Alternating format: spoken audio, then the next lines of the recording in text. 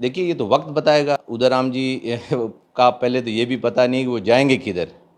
ओवैसी जी के साथ में भी हैं, हनुमान जी के भी साथ में भी हैं, बीजेपी के साथ में भी हैं, और कांग्रेस से भी दूर नहीं है, वो कांग्रेसियों के साथ में भी हैं। तो पहले तो उदयराम जी को का ये पता लगे हमें कि भाई उदयराम जी हैं किधर। कल भारत और पाकिस्तान के अंतर्राष्ट्रीय बॉर्डर पर सटे बाड़मेर जिले में एआईएमआईएम के राष्ट्रीय अध्यक्ष असदुद्दीन ओवैसी आए थे और उन्होंने गागरिया में एक सभा की थी। सभा के दौरान उन्होंने कांग्रेस के विधायक अमीन खान पर कुछ बातें कही और वो बातें कांग्रेस जनों को इतनी अखर गई हैं कि काफी गुस्सा हो रहे हैं और विशेषकर शिव क्षेत्र के जो कांग्रेस के नेता हैं उनको बात वो काफी बुरी लगी है और उसको लेकर अपने अपने बयान भी जारी कर रहे हैं। हमारे साथ वक्फ बोर्ड के बाड़मेर जिला अध्यक्ष गुलाम मोहम्मद जी हैं और ऐसा बताया जा रहा है कि गुलाम मोहम्मद जी अमीन खान के काफी नजदीकी हैं और इनसे जानते हैं कि जो असदुद्दीन ओवैसी ने कल बाड़मेर में बात कही थी उस बात को लेकर ये क्या कहना चाहते हैं। किस बात की जो ओवैसी जी की कल बात प्रतिक्रिया थी उसके बाद से लग रहा है कि आप बयान जारी कर रहे हैं कि उनके बयान की निंदा कर रहे हैं, ऐसा क्यों लग रहा है, क्या उन्होंने कह दिया था? देखिए, ओवैसी जी ने जो कल बातें कही वो बिना मतलब की, बिना जानकारी की बातें कही है। और हमारे आदरणीय विधायक महोदय आदरणीय अमीन साहब तो सादगी का प्रतीक हैं, सद्भावना का प्रतीक हैं। अब उनके बारे में अगर ये कहना कि वो महलों में रहते हैं तो ये तो बिल्कुल सरासर गलत और ये बचकानी बात है। मेरा ये मानना है कि असदुद्दीन जी ने जो कल बातें कही वो बिना जानकारी के और किसी की फीडबैक के को लेकर के बातें कही है, वो बिल्कुल उन्होंने एक आप इसी बात को लेकर नाराजगी है, फिर उन्होंने ये भी कहा था कि इस बार अमीन साहब आप विधायक नहीं बनेंगे। ओवैसी जी कौन होते हैं विधायक बनाने वाले? विधायक तो क्षेत्र की जनता बनाती है और 9 बार जो कांग्रेस पार्टी के टिकट से चुनाव लड़े हैं, 5 बार एमएलए बने हैं, तो और जनता के बीच में उनकी पकड़, उनका व्यवहार और उनका जो काम है वो बोलेगा और लोग वापस जिताएंगे। मैं दावे के साथ कह रहा हूँ कि विधायक बनेंगे ओवैसी जी, ऐसे एक नहीं 1000 भी आ जाएंगे तो भी कांग्रेस पार्टी के कार्यकर्ता और क्षेत्र की जनता का कोई फर्क नहीं पड़ने वाला है और विधायक बनेंगे। गुलाम जी, उन्होंने एक बात कही थी कि आपके क्षेत्र के अमीन खान जी जो विधायक है वो अपने बेटे को तैयार कर रहे हैं और उसको लेकर आपके स्थानीय कुछ कांग्रेस के लोग भी वो कह रहे हैं कि भी परिवारवाद हो रहा है। आप इस चीज़ को किस तरीके से देखते हैं? उस ओवैसी जी की उस बात को क्या किस रूप से देखते हैं? देखिए, मैं आपको बिल्कुल क्लियर बता देना चाहता हूं कि अमीन साहब अपने बेटे को तैयार नहीं कर रहे हैं। क्षेत्र की जनता की आवाज़ है, शिव के कार्यकर्ताओं की आवाज़ है। हर कार्यकर्ता ये चाह रहा है कि ये निर्विवाद परिवार है, बिना विवाद के इन्होंने 65 साल जनता की सेवा की इस परिवार ने, और हर कार्यकर्ता की यही सोच है कि आदरणीय शेर मोहम्मद जी चुनाव लड़ें, जीतें और जनता की सेवा करें। अच्छा, कल जब सभा देखी तो एक स्थानीय नेता है आपके शिव विधानसभा क्षेत्र से आते हैं, उदाराम मेघवाल। हालांकि ओवैसी जी ने उनका भी नाम लेकर कहा था कि इस बार शिव विधायक उदाराम मेघवाल को जनता शिव विधायक बनाएगी, वो उनके साथ थे। तो क्या लगता है किस तरीके से ये चीज़ें सारी हो रही? देखिए, ये तो वक्त बताएगा। उदयराम जी का पहले तो ये भी पता नहीं कि वो जाएंगे किधर। ओवैसी जी के साथ में भी हैं, हनुमान जी के भी साथ में भी हैं, बीजेपी के साथ में भी हैं, और कांग्रेस से भी दूर नहीं है, वो कांग्रेसियों के साथ में भी हैं।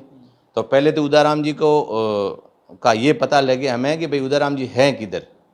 उसके बाद में क्षेत्र की जनता अगर चाहेगी तो जिसको चाहेगी वो विधायक बनेगा। अच्छा, आप कह रहे हैं ओवैसी जी जनता काफ़ी उनके साथ, कल ओवैसी की मीटिंग थी, काफ़ी लोग इकट्ठा हुए थे।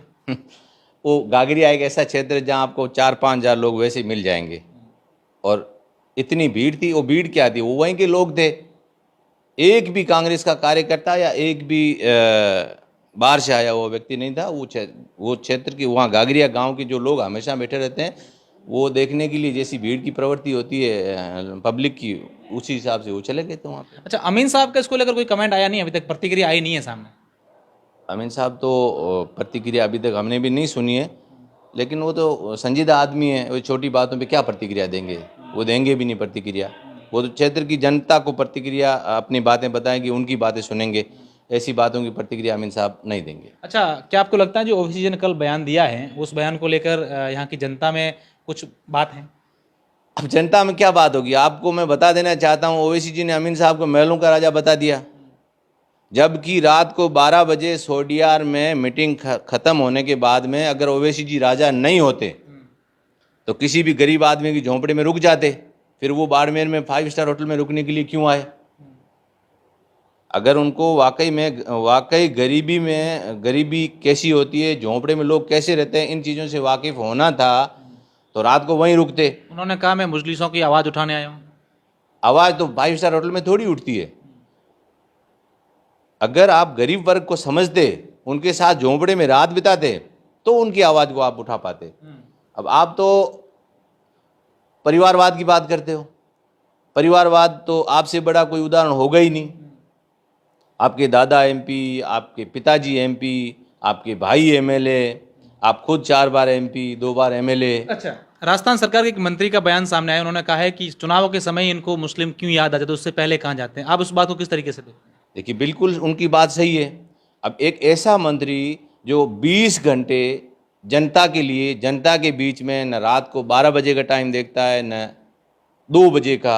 आपको ये पता होगा राजस्थान में सबसे ज़्यादा पब्लिक मीटिंग करने वाला, पब्लिक के बीच में रहने वाले वो आदरणीय सालेह मोहम्मद जी कैबिनेट मंत्री साहब हैं।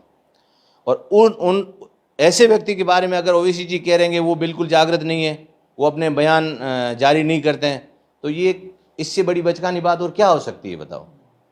ये बिल्कुल गलत बातें ओवैसी जी की। और ओवैसी जी को चुनाव जब राजस्थान में है, इस वक्त भी बीजेपी के बी टीम के रूप में जो कार्य करना है इनको, वो अपना काम करने के लिए आए हैं।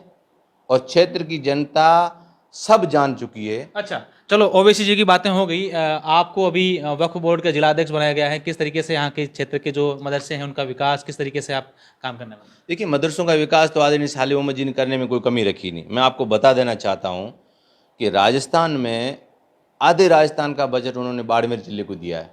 100 से ज़्यादा मदरसा आधुनिकीकरण योजना जो है उसके अंतर्गत मदरसों को लाभान्वित किया है।